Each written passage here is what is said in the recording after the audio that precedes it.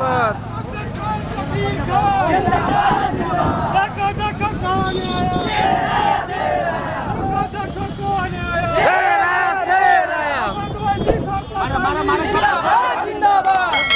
देखो देखो कौन आया, शेर आया, शेर आया, देखो कौन आया, शेर आया, शेर आया। जिंदाबाद जिंदाबाद जिंदाबाद। देखो देखो कौन आया, शेर आया, शेर आया, देखो कौन आया, शेर आया, शेर आया। चलो चलो चलो। कौन आया, हमारी पार्टी जिंदाबाद जिंदाबाद जिंदाबाद।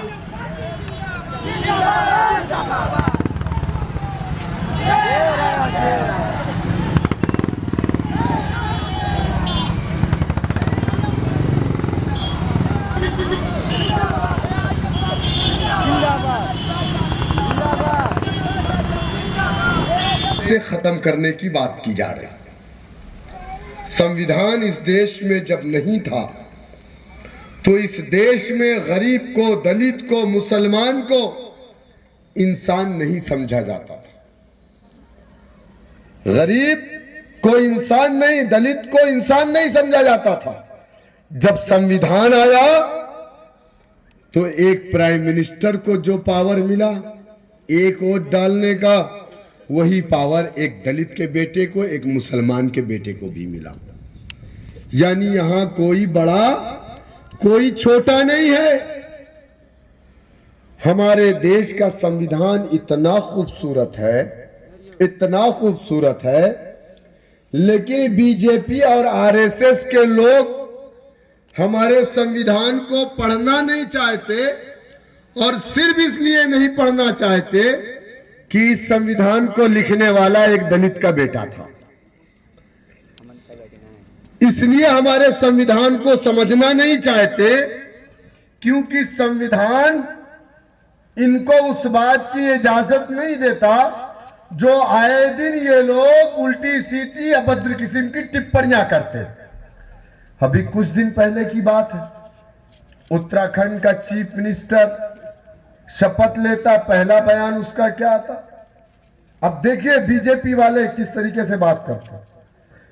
उत्तराखंड का चीफ मिनिस्टर शपथ लेता, उसका बयान क्या था, इस देश में बलात्कार की घटनाएं इसलिए बढ़ रही हैं कि देश के अंदर लड़कियां जो फटी जींस पहन करके घूम रही हैं, इसलिए ऐसा होता।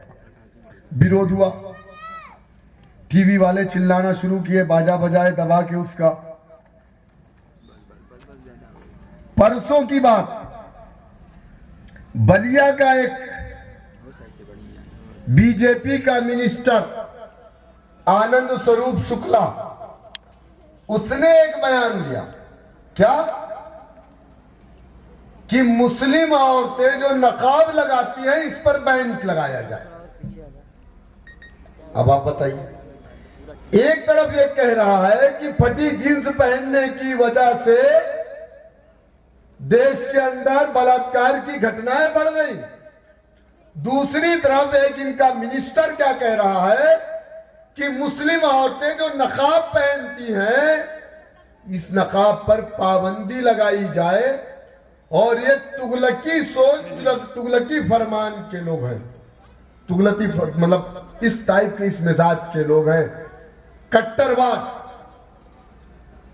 अब आप अंदाजा करिए कि इन लोगों की जबानें कैसे, एक तरफ एक क्या बोल रहा, आनंद स्वरूप शुक्ला मंत्री जी, तुम्हारे बगल के जिले में तुम्हारे चीफ मिनिस्टर, मैं 3 दिन पहले कह करके गया था, मीडिया के लोगों ने मुझसे पूछा आप गोरखपुर में हैं, योगी आदित्यनाथ का गढ़ है। मैंने कहा ये योगी आदित्यनाथ का गढ़ नहीं है, ये शौकत अली का मजलिस इत्तेहादुल मुस्लिमीन का गढ़ है। बोले वो कैसे? मैंने कहा योगी आदित्यनाथ कहां का है? बोले गोरखपुर का। मैंने कहा नहीं, वो उत्तराखंड का है, वहां से माइग्रेट होकर के गोरखपुर आया, अवैधनाथ का बेटा अवैध तरीके से उत्तर प्रदेश में रह रहा है। मैंने गलत बोला? नहीं नहीं मीडिया वालों ने उसको चला दिया न्यूज 18 पे। हम मुझे नहीं मालूम कि 3 दिन बाद 1 हफ्ते बाद मैं वहां अभी बीच में गया था, आपके सीतापुर के बगल का एक जिला है, मुझे नाम देखिए याद नहीं आ रहा है, तो वहां मैं तकरीर करके चला आया। तो मैंने अपनी तकरीर में सिर्फ इतना ही कहा था कि हमारे चीफ मिनिस्टर साहब को ना दाढ़ी है, ना बाल है, ना मोछ है, बेचारे बहुत सुकून में रहते हैं। तो मुझसे लोगों ने कहा कि मीडिया के लोगों ने बाद में फिर मेरे ऊपर पुलिस वालों ने केस कर दिया। जाने के बाद 15 दिन बाद मुझे एक दरोगा का फोन आता है, बोले सर आप कहाँ हैं? मैंने कहा कौन बोल रहे हैं? बोले मैं फला बोल रहा हूँ एसआई। मैंने कहा बताइए। बोले सर आपके ऊपर एक मुकदमा है। मैंने कहा क्या कर दिया भैया मैंने? बोले आपने योगी जी के खिलाफ कुछ बोला, चीफ मिनिस्टर के। मैंने कहा हिंदुस्तान है, संविधान है, मैं चीफ मिनिस्टर नहीं प्राइम मिनिस्टर के खिलाफ बोलूंगा, मुझे मेरे संविधान ने इजाजत दी। बोले नहीं आपने ऐसा बोला। मैंने कहा क्या बोला? बोले आपने बोला उनको बाल नहीं। मैंने कहा सही बोला, अदालत में प्रूफ कर दूंगा नहीं है बाल उनको। बैठ गए, बोले मैं आपसे मिलना चाहता हूँ। आए मेरे पास, लिख के अपना लेकर के गए, जो करना होगा करेंगे, देखेंगे इंशाल्लाह। बैठ गए। हम गोरखपुर में थे, देखे वहां पर शहर को सुंदरीकरण के नाम पे तोड़ा जा रहा, लोगों के घरों को तोड़ दिया गया, लोगों की दुकानें तोड़ दी गई, दुकान नहीं लगने दे रहे। लोगों ने कहा गोरखपुर खूबसूरत हो गया। हमने कहा कि अगर गरीब के घर के अंदर का चिराग बुझा दिया जाए, अगर फिर कहा जाए कि कोई शहर बड़ा खूबसूरत और खुशहाल है, तो ये सिर्फ और सिर्फ बातें हैं। सच्चाई तो ये है, इस देश के राष्ट्रपति के घर में अगर उजाला है और इस देश के गरीब के घर में अंधेरा है, तो भारत कभी खुशहाल देश नहीं कहलाएगा। उन्होंने कहा आपने चीफ मिनिस्टर साहब तो बहुत कुछ कहा। क्या कहा था इन लोगों ने? 4 साल पूरे हुए प्रदेश में, 4 साल पूरे हुए। योगी जी अलग से मालिश करवा रहे हैं अपनी पीठ की, हमने बड़ा अच्छा काम किया। मोदी जी अलग से योगी जी की तारीफ कर रहे हैं कि मेरा चेला बहुत अच्छा काम किया। 4 सालों में आप मुझे बताइए क्या हुआ? अच्छा सब तो ठीक है, ये लोग कितनी संडास खा गए? मतलब संडास वो जो बनी शौचालय, मैं संडास खा गए शौचालय। आज उत्तर प्रदेश में कितने शौचालय हैं जो मोदी गवर्नमेंट ने दिया और उसमें लोग इस्तेमाल कर रहे हैं? आप बताइए, आप लोगों के गांव में बना होगा। जहां तक मैंने देखा और मैं जानता हूं, वहां पे कुत्ता गोला मार के बैठा रहता है उसी में। यही ना? या तो राहटा रखा है, या तो झाड़ू रखा है, यही ना? या तो बकरी बंद है। लेकिन जिसके बारे में दबा के प्रचार अमिताभ बच्चन ने किया, इज्जत घर, इज्जत घर, उस इज्जत घर का इस्तेमाल कहां हो रहा है? संडास के पैसे कौन खा गए? भाजपा के लोग, जो भ्रष्टाचार मुक्त करके या भ्रष्टाचार को खत्म करने की बात करके सरकार में आई बीजेपी गवर्नमेंट। आप मुझे बताइए कि तहसील में, थाने में जो काम पहले 100 रुपए में होता था, अब कितने में होता है? पासपोर्ट की रिपोर्ट मुसलमानों कितने में लगती है आपकी? जोर से बोलिए। 2500। समझ लीजिए, अगर 10 एमएलए बन गए दरोगा जी, तो फिर मामला विधानसभा में जाएगा और पार्लियामेंट में भी जाएगा। ये काम मत करिए, पैसे लेकर के रिपोर्ट मत लगाइए, निःशुल्क लगाइए। ये कौन सी बात हो गई बीजेपी वालों की? आप फ्री में लगाएंगे, चाय भी पिलाएंगे।